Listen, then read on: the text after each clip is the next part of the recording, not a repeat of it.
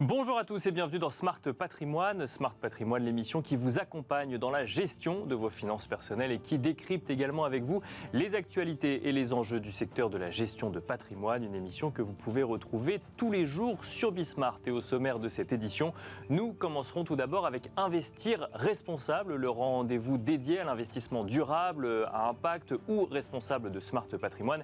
Et en l'occurrence, nous aborderons ensemble la thématique de l'engagement actionnarial. Quels sont les leviers que les actionnaires peuvent actionner pour orienter les stratégies des entreprises en lien peut-être avec des stratégies plus durables ou ayant plus d'impact positif sur l'environnement ou sur la société. C'est la question que nous poserons dans un instant à Cyril Charlot, cofondateur de Sycomore Asset Management. Nous enchaînerons ensuite avec Enjeu Patrimoine, un enjeu patrimoine qui lui s'intéressera à l'égalité homme-femme sous le prisme de la fiscalité. Comment adapter la fiscalité pour les femmes, une fiscalité qui a été pensée majoritairement pour les hommes aujourd'hui, ou en tout cas dans un contexte où les hommes gagnaient plus que les femmes. C'est une question que nous poserons à Marie-Pierre Rixin, députée Renaissance de l'Essonne. On se retrouve tout de suite sur le plateau de Smart Patrimoine.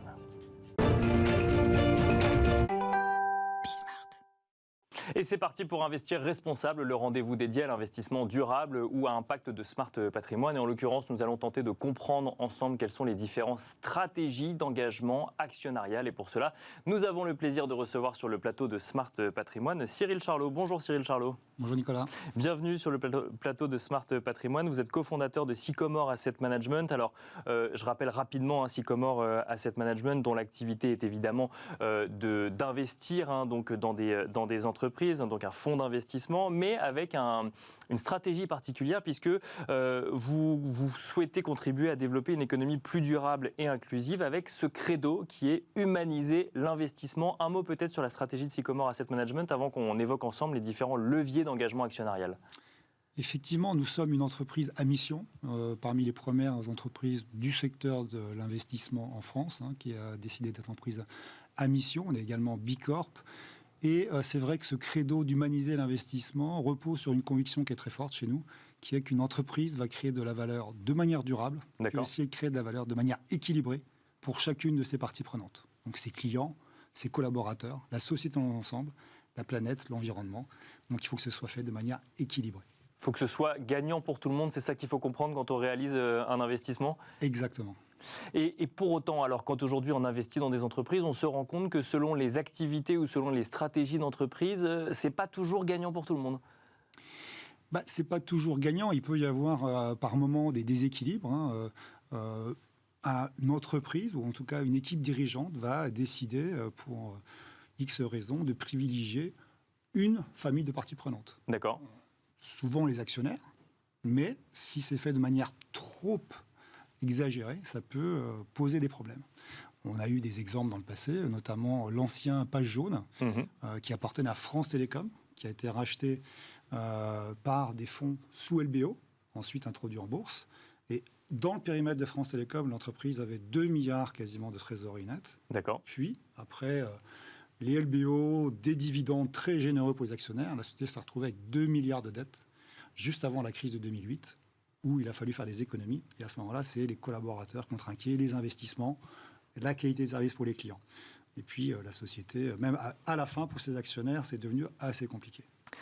Au sein des entreprises, justement, effectivement, alors on voit que c'est souvent à la faveur des actionnaires, comme vous le dites. Pour autant, il y a de plus en plus d'actionnaires qui mettent en place des stratégies d'engagement actionnarial, avec cette idée de faire changer la stratégie des entreprises pour correspondre à des valeurs ou des objectifs plus en lien avec des objectifs sociaux, sociétaux ou environnementaux et même plus particulièrement en lien avec la transition écologique ou climatique que l'on connaît actuellement. Quels sont les leviers d'engagement des professionnels de l'investissement pour faire changer la trajectoire d'une entreprise ou en tout cas adapter la trajectoire d'une entreprise ?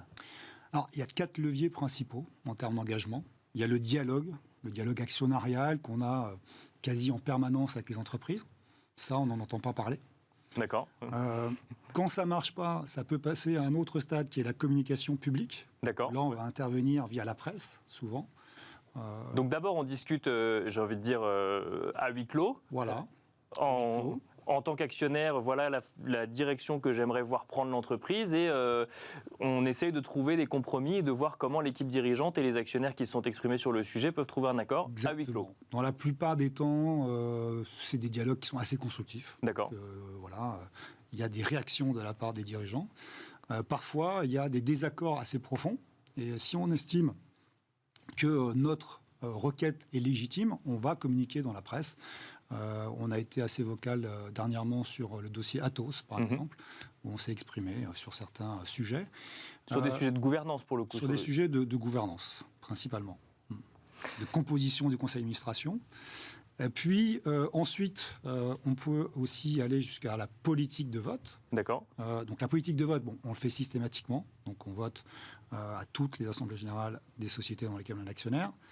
Et nos désaccords peuvent s'exprimer par des votes contre. Et après, on peut aussi déposer des résolutions.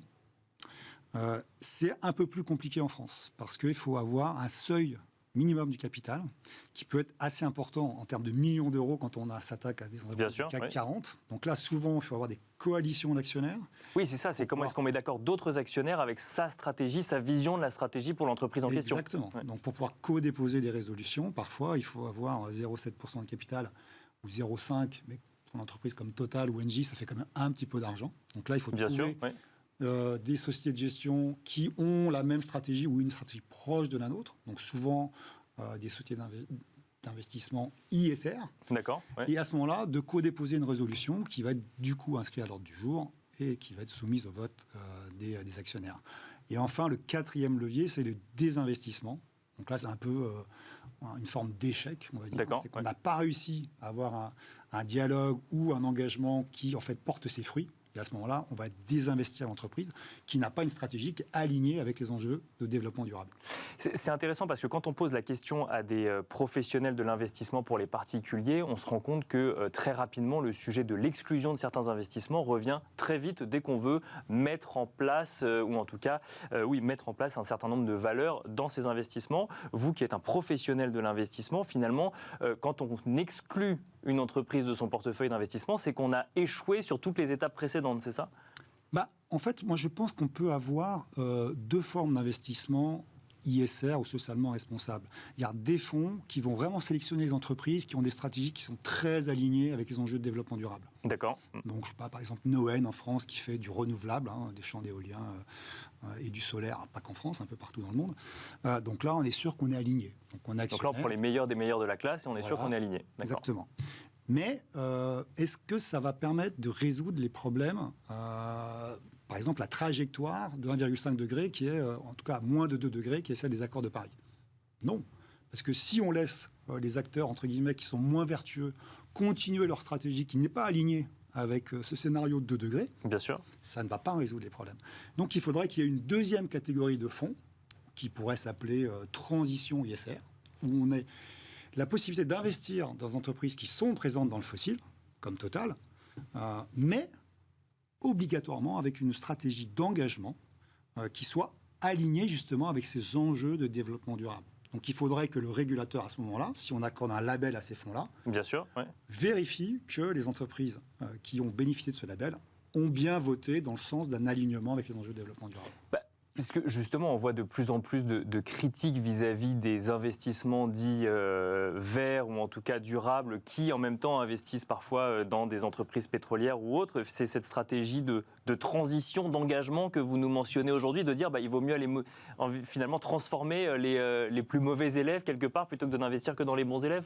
Je pense que l'impact est plus fort. Parce que Neoen, même s'ils ont une stratégie qui est très alignée, ils n'ont pas les mêmes capacités d'investissement qu'un Total, un Shell, un Exxon. Donc eux, ils peuvent faire des capex de plus de 20 milliards d'euros par an.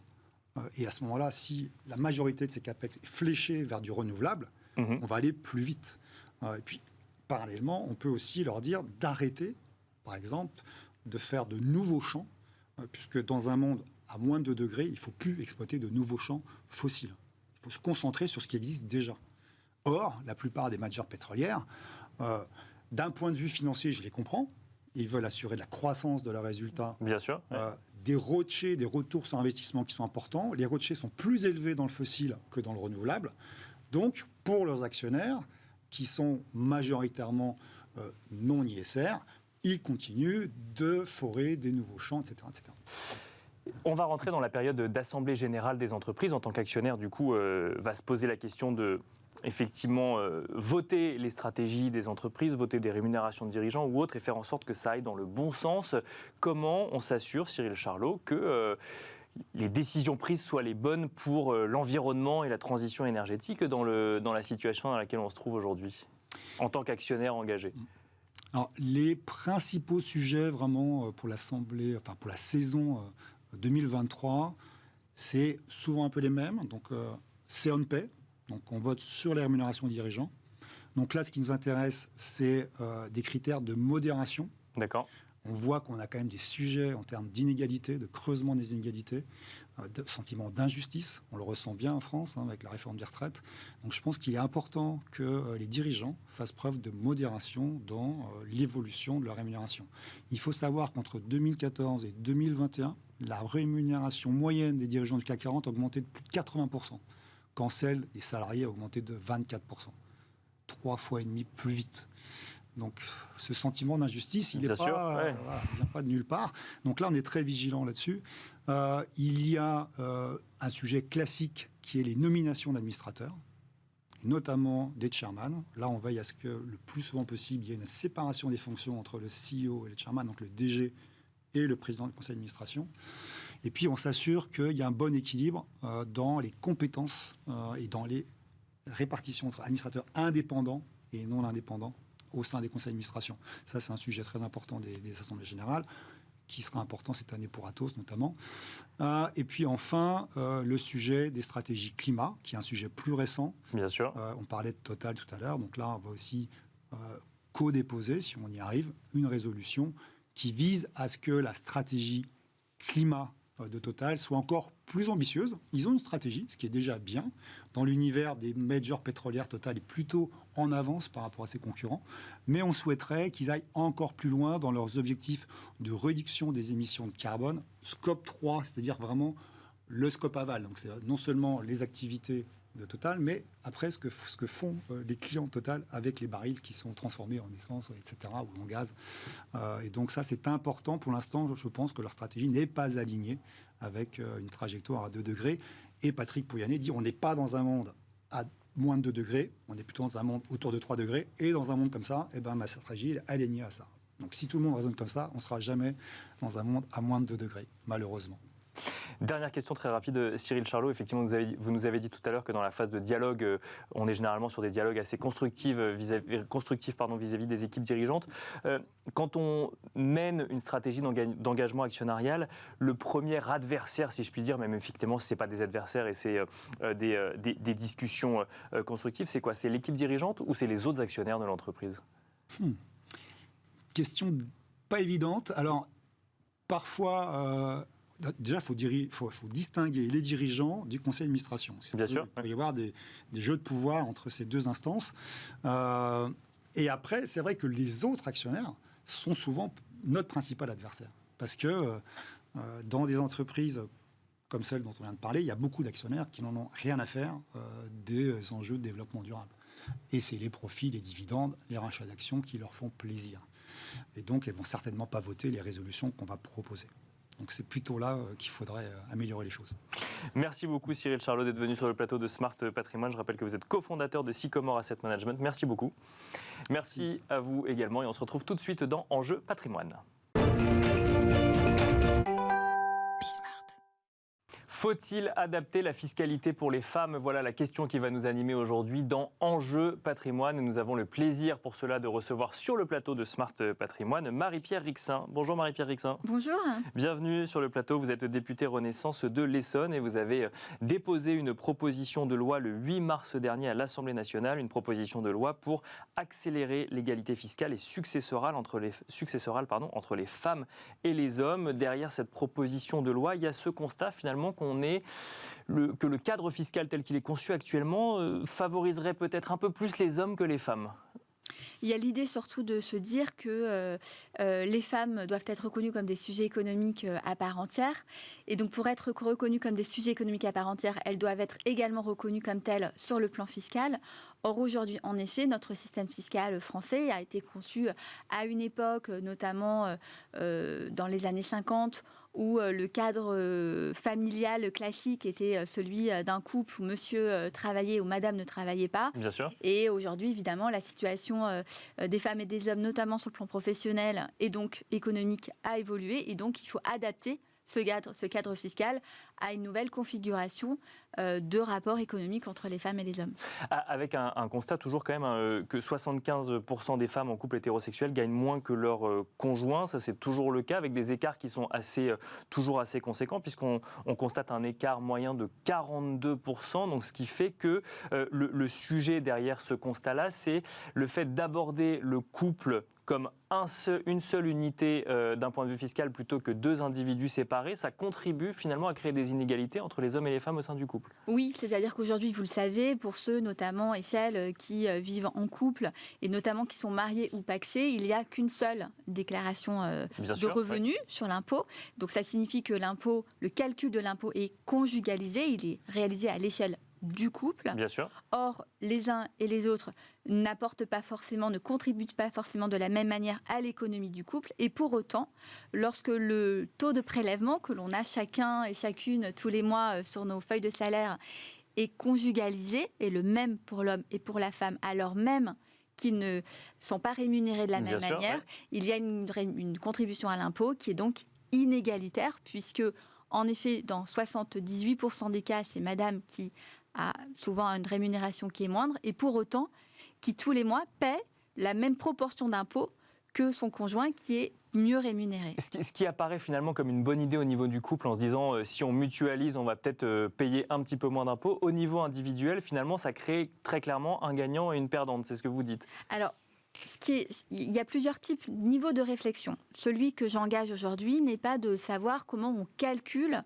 l'impôt. C'est-à-dire que je le dis là vraiment pour tout le monde, pour que ce soit très clair, le calcul de l'impôt sera le même. C'est-à-dire que la somme d'impôts due par le couple tous les ans sera la même, que le taux de prélèvement soit individualisé ou conjugalisé. D'accord, je comprends. Ce qui va changer en revanche, c'est la contribution des uns et des autres à cet impôt qui est payé par le couple. Aujourd'hui, lorsque le taux est conjugalisé, monsieur et madame paient le même pourcentage. Bien sûr. Si c'est individualisé, madame et monsieur paieront un pourcentage qui sera proportionnel à leurs revenus. À la contribution, finalement. À la contribution, absolument. Et ce que vous souhaitez dans cette proposition de loi sur ce sujet-là, c'est qu'on soit finalement au taux individualisé par défaut plutôt qu'au taux unique d'imposition qui est pratiqué sachant aujourd'hui. Que chacun pourra cocher la case de la conjugalisation de l'impôt si le couple le souhaite. Mais ça permet en tout cas de fait à des femmes qui parfois ne regardent pas véritablement la feuille d'impôt ou qui ne savent pas très bien comment ça fonctionne, de faire en sorte que tous les mois, elles paient bien l'impôt, la part de l'impôt qu'elles doivent régler à l'intérieur du couple. Voilà. C'est pour cette raison. Ça, c'est pour la déclaration des revenus. Il y a également un autre sujet, effectivement, en matière de fiscalité qui peut être créateur d'inégalités, c'est en cas de divorce. Alors déjà, il y a ce sujet de solidarité fiscale des époux, même lorsqu'ils ont divorcé, ce qui fait qu'on peut se retrouver à devoir éponger les dettes de celui ou celle qui aurait contracté des dettes sans même nous avoir mis au courant. Et dans les faits, ce que vous dites, c'est qu'on se rend compte que c'est plutôt des hommes qui contractent des dettes et qui ensuite les laissent à leurs épouses. Oui, alors, les modalités sont assez classiques. C'est dans 80% des cas, effectivement, ce sont des femmes qui sont solidaires sur le plan fiscal de dettes fiscales contractées par un homme au cours du mariage, mais pour lesquelles elles sont redevables, y compris après leur séparation, et qui évidemment va les pénaliser, elles, sur le plan économique, parce que souvent ce sont des femmes qui ont à charge seuls les enfants et qui, parce que monsieur n'est pas forcément retrouvé, facilement par l'administration fiscale. Oui, on va chercher la personne la plus facile à retrouver. Exactement. Et ça, il faut qu'on le revoie.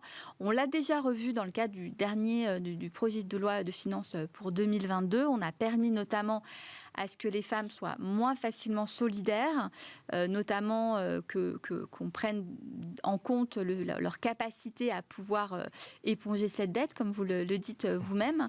Mais la réalité, c'est qu'aujourd'hui, il y a encore un certain nombre de femmes qui sont en difficulté sur ces points-là. Et donc, nous devons adresser spécifiquement des mesures de manière à faire en sorte que ces violences économiques, parce qu'il faut bien parler de cela, après une séparation, soient limitées et surtout ne ponctionnent pas des vies de femmes et de leurs enfants. Mais aujourd'hui, on peut déjà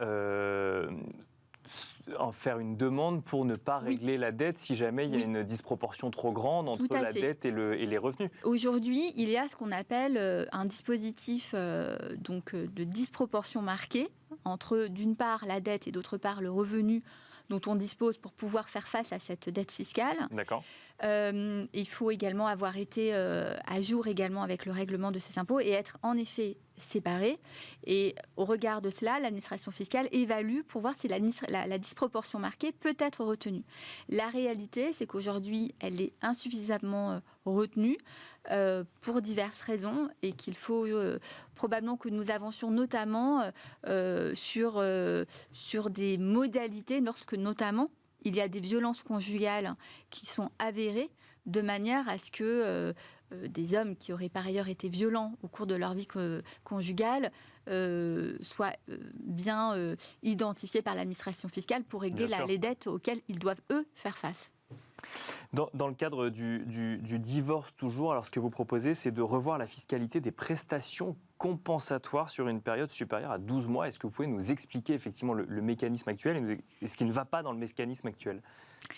Alors finalement, c'est assez simple. Vous vous rappelez peut-être des pensions alimentaires qui ont été revues en 2000 d'ailleurs précisément, et qui faisaient que parfois des hommes étaient tenus de verser des pensions effectivement à des ex-conjoints tout au long de leur vie. Parfois même ces dettes, cette pension était également transmissible aux héritiers. Le dispositif ne fonctionnait pas. Donc en 2000, le législateur est intervenu et a mis en place les prestations compensatoires qui sont finalement un capital que le plus haut revenu verse à celui au moins bon revenu, au moins important revenu, de manière à réparer les disproportions au cours de la vie conjugale. Ce capital, selon les modalités de versement, il est imposable ou non à la femme qui le reçoit. Et c'est là où il y a une injustice. Lorsque ce capital est versé en moins d'1 an, il n'est pas imposable pour la femme qui le reçoit. Et lorsqu'il est versé au-delà d'1 an, jusqu'à 8 ans, la loi fixe un maximum de 8 ans, la femme, et je dis la femme parce que dans 80% des cas, parce qu'on revient sur ce qu'on a constaté tout à l'heure, effectivement, ça peut être effectivement des hommes, le revenu le moins important, et donc fiscalisé sur cette somme, ce qui est particulièrement injuste, puisque selon les modalités de versement, mais là, on parle juste de modalité de versement, c'est-à-dire de capacité à verser cette prestation compensatoire, c'est en une seule fois ou en plusieurs fois, et à lisser ça dans le temps. D'accord. Et au bout de 12 mois, la personne qui reçoit cette prestation compensatoire se voit adapter une fiscalité dessus. Exactement. Selon, en fait, ce qui a été décidé, si ce montant est versé en moins d'un an ou en plus d'1 an, il est ou non fiscalisé. Donc là, l'intention était bonne parce qu'il fallait notamment permettre à ceux qui versaient cette prestation compensatoire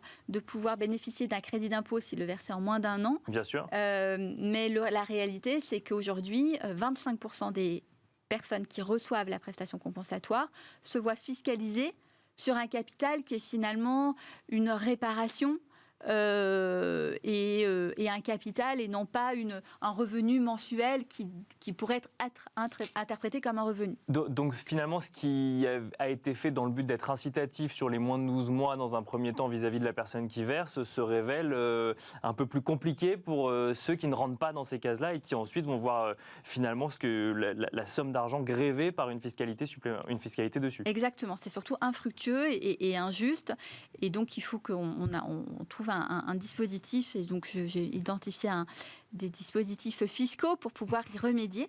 Et j'ai bon espoir qu'ils seront adoptés d'ici la fin de l'année 2022.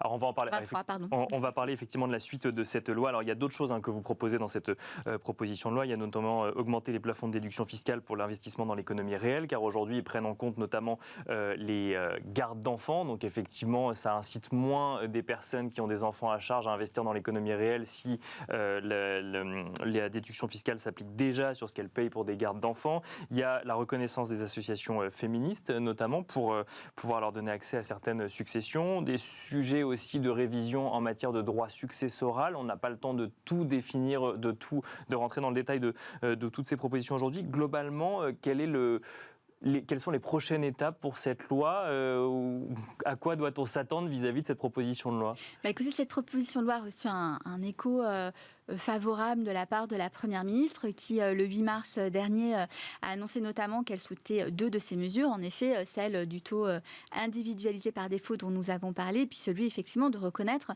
le travail mené par les associations féministes et de leur permettre en effet de pouvoir bénéficier de subventions et de pouvoir prétendre également à des appels à projets, donc c'est important. Nous allons, je pense, continuer à travailler également avec mes collègues parlementaires sur ce texte, mais je crois que tout cela va dans le bon sens et dans le sens de l'histoire, qui est celui de permettre aux femmes, effectivement, d'être reconnues sur le plan professionnel. C'est évidemment indispensable. On parle beaucoup aujourd'hui des inégalités salariales, mais il faut imaginer que les inégalités économiques entre les femmes et les hommes dépassent malheureusement le cadre professionnel et qu'il y a d'autres problématiques sur lesquelles il faut également qu'on agisse pour pouvoir résoudre et limiter ces inégalités économiques.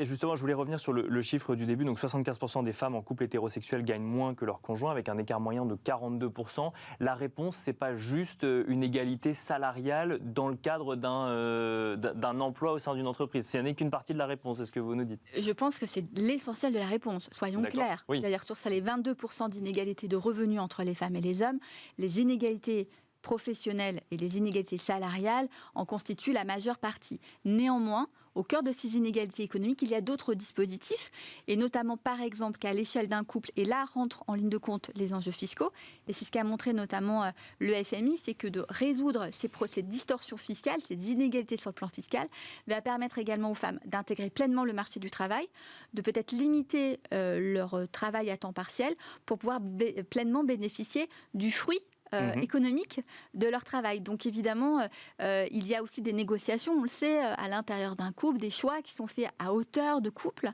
Et le fait de permettre à chacun d'être un individu autonome sur le plan fiscal permet de faire ses choix, non pas à l'échelle d'un couple, mais à l'échelle de sa propre trajectoire professionnelle et économique. Et donc, in fine, en effet, ça permet de résorber les inégalités économiques. Très rapidement, comment peut-on faire en sorte aussi qu'au sein d'un couple, on se saisisse chacun de la même manière des sujets investissement, par exemple investissement dans l'économie réelle ou gestion de patrimoine, comme c'est la thématique de cette émission? Je crois que la réalité, c'est que l'économie réelle, aujourd'hui, est en train d'innover et de nous apporter des innovations qui seront évidemment formidables à la fois à nous, hommes ou femmes, et cette innovation va répondre à des besoins, une diversité de besoins. Et si les femmes ne font pas partie du paysage de l'innovation et du financement de l'économie réelle, eh bien, évidemment, à la fois les entreprises qui innovent vont passer probablement à côté de propositions qu'elles pourraient proposer sur le marché, et puis à l'inverse, les femmes ne vont pas pouvoir bénéficier également d'investissements qu'elles pourraient réaliser. Donc c'est une importance capitale que les femmes se disent aussi qu'elles ont leur part à jouer sur le plan économique, qu'on les reconnaisse comme telles, et mesurer que les femmes représentent en France 52% de la population serait une folie que d'imaginer qu'on peut se passer du fruit de leur travail et de leur apport économique. Merci beaucoup Marie-Pierre Rixain d'être venue sur le plateau de Smart Patrimoine. Je rappelle que vous êtes députée Renaissance de l'Essonne. Merci à vous également de nous avoir suivis et à très vite sur Bismart. Merci.